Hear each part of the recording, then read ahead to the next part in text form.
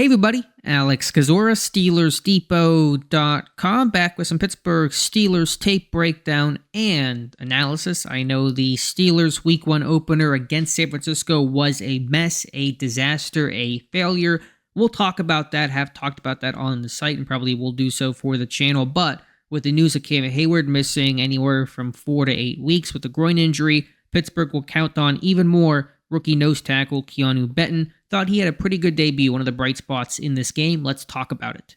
And before we get into the tape on Keeanu Benton, if you guys could like this video and subscribe to the channel, I'd really appreciate that. So we're going to look at the first 2 pass rush reps of Benton's career. He's number 95, the nose tackle, head up over the center, and it's going to be a similar theme on both these reps. We'll look at them, though, one at a time here, and just really good, clean wins. It highlight his hands, his feet, his flexibility, and just kind of the hips. I think the hips for a pass rusher are really important. I've talked about that before. Just watch him head up on the center here. Just a club, swim, arm over, get skinny. And the coaching point, and we'll kind of get a good look here from the aerial view from defensive line coach Carl Dunbar, is you want to be able to turn your hips and get vertical. That's the mark of a good pass rusher, somebody who is able to do that. And you see that here from Benton as he clubs and softens that left shoulder here of the center, and then turn his hips, get vertical, and he's gaining ground as he's clubbing the center here and able to get upfield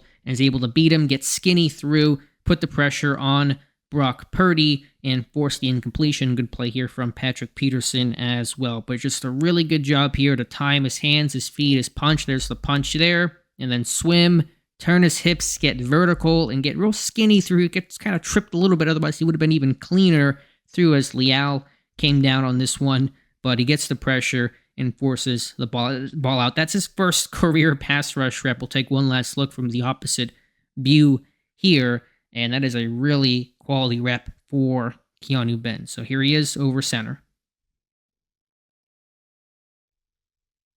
All right, Benton's second career pass rush rep. This time Pittsburgh in their sub-package defense. Here is Benton in the A-gap between left guard and the center, this time working on the left guard, and just a nice swim over. Very similar to that first move, that first clip on the center, and you're going to see the same thing, him turning his hips, getting vertical, and beating the left guard here. A really nice move on his way to the quarterback. Does not actually make contact here with the quarterback. Loses his balance just a bit here at the end, but the ball comes out pretty quickly. Complete to Brandon Ayuk. I want to put in a clip here. I'm going to hopefully be able to finagle it just from the...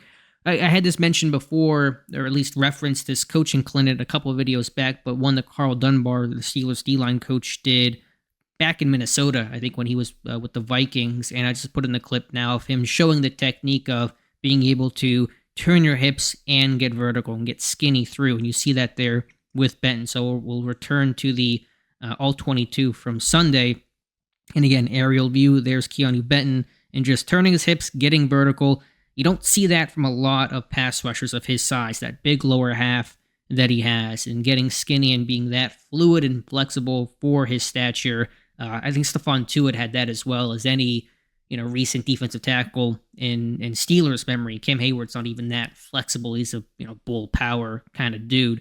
And there's a little bit of Tuitt in, I think, his game. I know Hargrave gets the comp, and there's certainly, that's valid, but I just see, I know that Tuitt was probably more athletic, in the open field. The body type was not completely the same, but just watching the hips from Keeanu Benton here, that's pretty impressive.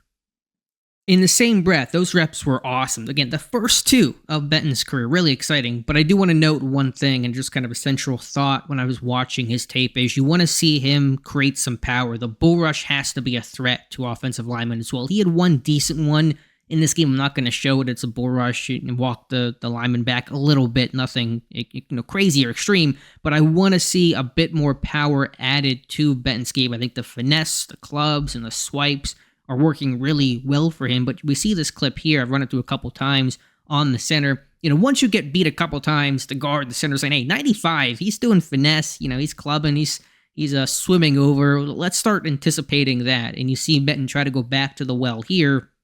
He's maybe a little bit tall, and just the move does not work on this rep. The center's really anticipating that. So if you can add power and have some way to mix up your moves a little bit so you're not just hitting kind of the same stuff, and it really does not work well on this play for Benton, then you can really threaten in different ways. If they want to be, set a bit more to the outside and anticipate, a half-man rush to the edge, then you can, go power and go down the middle and walk these guys back and collapse the pocket. Really important for a nose tackle in the scheme. And if they want to, sit on power, then you can go with the finesse. You can just change things up. It's like a pitcher. You're changing speeds. You're changing eye levels. You're not throwing your fastball every single time. You need at least, a couple good pitches to mix things up. So he tries to, club here in the center, really is able to sit on that, and the guard obviously ends up helping as well, but Benton's rush not nearly as successful here. So just being able to mix in power, it's going to come with time. It's not going to happen all by Monday, but just focusing on that and over the course of his, first season will be important for him.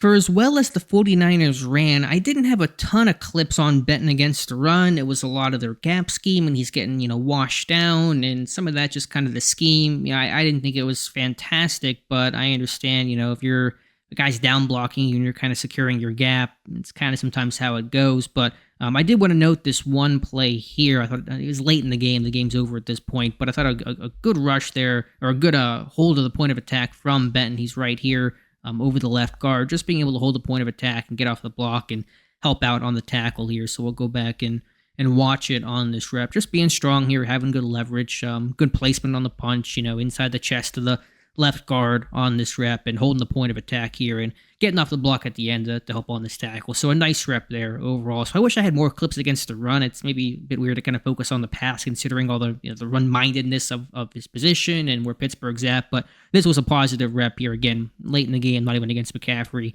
but going against the left guard. Just, keeping vision on the football, good pad level, good leverage, good hand placement, get his head across, find the ball, get off the block, and help make that play.